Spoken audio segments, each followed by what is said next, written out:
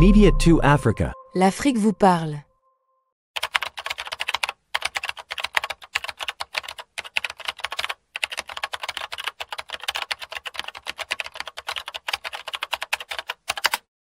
Sur son site internet, Veridos se présente comme un acteur de confiance.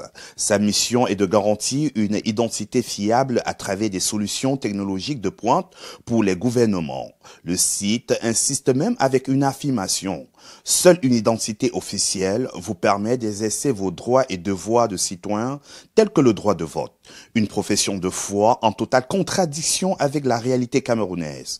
Voici les dirigeants que nous avons pu identifier.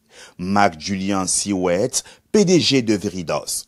Tobias Nusley, directeur des opérations, Dr Christian Thuisen, directeur financier, Ralph Wittegers, président du directoire de Diseke et Divriens, maison mère et actionnaire majoritaire. Des figures respectables, dit-on, mais que dit de leur silence? Comment expliquer que le partenariat d'Elecam avec cette entreprise, pourtant vantée comme un leader mondial des technologies électorales sécurisées, en plus d'une décennie, ne contribue pas à publier une liste électorale digne de ce nom? S'agit-il d'incompétence, de négligence, ou pire, d'une implication volontaire dans un mécanisme antidémocratique? Il est frappant de constater que dans une rubrique de son site internet, Veridos a su s'associer au gouvernement pour soutenir des processus démocratiques à travers ces technologies. Une affirmation aujourd'hui bien difficile à croire à la lumière du fiasco camerounais. Nous avons tenté à plusieurs reprises d'obtenir des explications officielles de l'entreprise. Depuis bientôt un mois, silence radio. Pourquoi ce mutisme, si ce n'est pour éviter de répondre à des questions embarrassantes?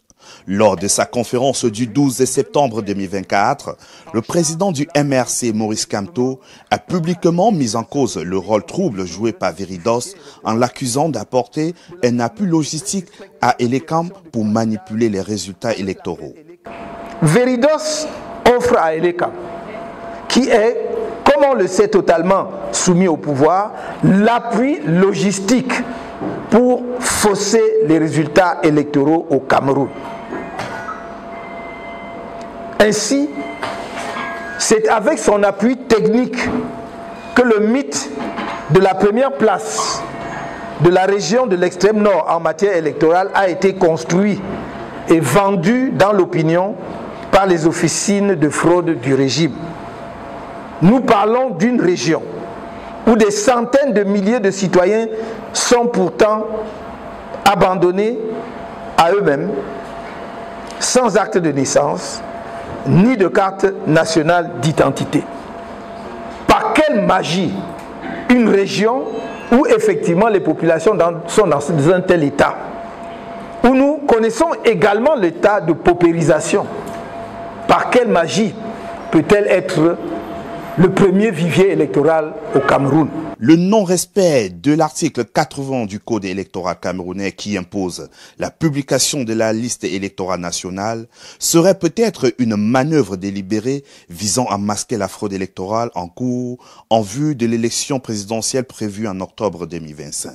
En refusant de rendre cette liste accessible au public, Elecam et ses partenaires techniques empêche toute vérification indépendante, laissant ainsi la voie libre à des manipulations massives du fichier électoral. C'est la raison pour laquelle la diaspora camerounaise d'Europe, le peuple du changement, organise une grande manifestation ce week-end devant le siège de l'entreprise Veridos à Munich, en Allemagne.